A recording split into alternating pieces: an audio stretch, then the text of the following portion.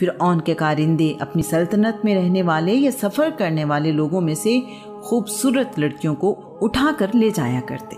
جن لوگوں نے پہاڑی علاقوں میں چھٹیاں گزارنے کے لیے سفر کیا ہے جانتے ہیں کہ پہاڑوں پر چڑھنا اور اترنا کس قدر مشکل کام ہے۔ ہم اپنی خوشی سے جاتے ہیں اور بہت جلدی تھک جاتے ہیں۔ عنوان: اے آگ ٹھنڈی ہو جا اور اسے سلامت رکھ۔ اللہ کریم نے اپنے نبی ابراہیم علیہ السلام کو ہدایت کے ساتھ پیدا کیا۔ ابراہیم لوگوں کو اللہ کریم کا پیغام پہنچاتے رہے۔ لوگ بت پرستی میں اتنے سخت ہو چکے تھے کہ کوئی بھی ابراہیم کی بات ماننے کو تیار نہ ہوا۔ ان کے لیے بتوں کے علاوہ خدا کی کوئی اور صورت ممکن ہی نہیں تھی۔ خدا کا تصور ان کے لیے بتوں کے علاوہ کچھ نہیں تھا۔ ابراہیم نے ان سے کہا، یہ بت کیا ہیں جن کی تم لوگ عبادت کرتے ہو؟ ان کی قوم کہنے لگی، ہم نے اپنے باپ دادا کو ان کی عبادت کرتے دیکھا ہے۔ ابراہیم بولے، بے شک تم اور تمہارے باپ دادا بتوں کی عبادت کرتے ہوئے کھلی گمراہی میں رہے ہو۔ لوگوں نے پوچھا، کیا تم ہمارے پاس کوئی سچی بات لے کر آئے ہو یا دل لگی کر رہے ہو؟ ابراہیم نے کہا، میں تم سے دل لگی نہیں کر رہا۔ میرا اور تمہارا رب وہی ہے جو آسمانوں اور زمین کو پیدا کرنے والا ہے۔ میں اس کی گواہی دینے والوں میں سے ہوں۔ خدا کی قسم، جب تم پیٹھ پھیر کر چلے جاؤ گے تو میں تمہارے بتوں کے ساتھ ایک چال چلوں گا۔ اللہ کے نبی ابراہیم نے اپنے ارادے کسی سے چھپائے نہیں۔ انہوں نے اپنی قوم کو پہلے ہی بتا دیا تھا۔ ان کی قوم ایک تہوار منایا کرتی تھی جس میں لوگ کھلے میدان میں چلے جاتے تھے۔ اس تہوار میں تمام لوگ، بچے، جوان، بوڑھے شامل ہوا کرتے تھے۔ وہ سارا دن کھیلتے کودتے رہتے اور اپنی مرضی کے کاموں میں مصروف رہتے۔ یہ وہ وقت تھا جب ان کے بت خانے میں کوئی موجود نہیں ہوتا تھا۔ ابراہیم نے حقیقت آشکار کرنے کے لیے اس موقع کو مناسب سمجھا۔ وہ ایک کلہاڑا لے کر ان کی عبادت گاہ میں چلے گئے۔ وہاں جا کر دیکھا کہ حال کے درمیان ایک بڑا بت جسے ان کی قوم خدا سمجھتی تھی موجود ہے۔ اس کے دائیں اور بائیں بہت سارے بت ہیں۔ ان تمام بتوں کے سامنے مٹھائیاں اور پھل رکھے ہوئے ہیں۔ ابراہیم نے وہ مٹھائیاں اور پھل اٹھا کر سب سے بڑے بت کے سامنے رکھ دیے۔ ابراہیم نے کلہاڑا استعمال کرتے ہوئے تمام چھوٹے بتوں کو توڑا۔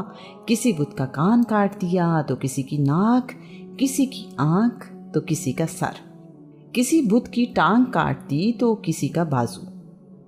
اس کے بعد کلہاڑا سب سے بڑے بت کے کندھے پر لٹکا دیا اور خود یہاں سے چلے گئے۔ ان کی قوم کے لوگ عبادت کے لیے گئے تو دیکھ کر حیران رہ گئے کہ سوائے بڑے بت کے کوئی اور بت سلامت نہیں رہا۔ کلہاڑا سب سے بڑے بت کے کندھے پر اٹکا ہوا تھا۔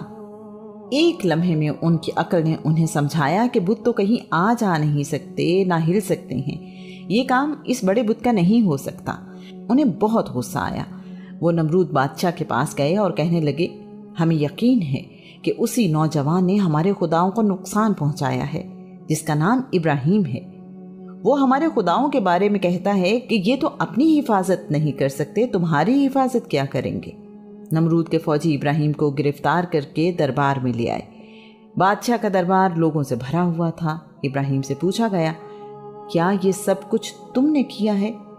ابراہیم نے اطمینان سے جواب دیا، مجھ سے کیا پوچھتے ہو؟ اس بڑے بت سے پوچھو، اسی نے کیا ہوگا، وہ بتائے اگر وہ بول سکتا ہے تو۔ قوم ابراہیم نے لاجواب ہو کر کہا، تم اچھی طرح جانتے ہو یہ بت بول نہیں سکتے۔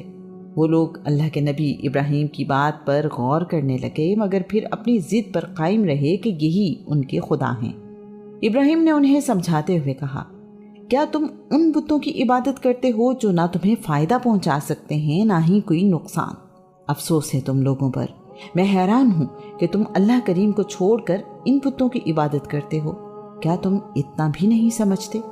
ان لوگوں پر حقیقت کھلی تو بجائے اس کے کہ وہ ایک خدا پر ایمان لاتے، شرمندگی مٹانے کے لیے ابراہیم سے الجھنے لگے۔ نمرود بادشاہ نے فیصلہ سنایا، ابراہیم کو جلتی ہوئی آگ میں پھینک دیا جائے۔ ایسے گستاخ کی یہی سزا ہے کہ اسے جلا دیا جائے۔ اللہ کے نبی ابراہیم کو قید کر دیا گیا۔ ابراہیم 7 سال قید میں رہے۔ بابل کے قریب شہر کوسا میں بہت بڑی جگہ پر آگ جلانے کا انتظام کیا جانے لگا۔ کئی دن تک لکڑیاں اکٹھی کی جاتی رہیں۔ پوری قوم اسی کام پر لگ گئی۔ ہر کسی کی زبان پر یہی قصہ تھا۔ لوگ لکڑیاں اکٹھی کرتے ہوئے منتیں مانگنے لگے، اگر میرا فلاں کام ہو گیا تو میں آگ کے لیے اور لکڑیاں اکٹھی کروں گا۔ آگ جلانے کا انتظام مکمل ہو گیا تو ان کو خیال آیا کہ ابراہیم کو آگ میں کیسے پھینکیں۔ اس کام کے لیے منجنیق منگوائی گئی۔ آگ جب پوری طرح بھڑک اٹھی تو ابراہیم کو جیل سے لایا گیا۔ آگ اتنی زیادہ تھی کہ آسمان پر اڑنے والے پرندے بھی دور بھاگ گئے۔ اگر کوئی پرندہ قریب آتا تو جھلس جاتا۔ ذرا اندازہ کریں کہ وہ منظر کیسا ہوگا۔ تنہا انسان، وہ بھی قید میں، پوری قوم مخالف، آگ بھی ایسی کہ کسی نے دیکھی نہ سنی۔ زندگی تو دور کی بات، موت بھی پناہ مانگتی ہوگی۔ اس ساری صورتحال میں بھی اللہ کا نبی اپنے رب کا شکر گزار بندہ ہے۔ اسے اپنے مالک پر یقین ہے، اس پر ہی بھروسہ اور اطمینان۔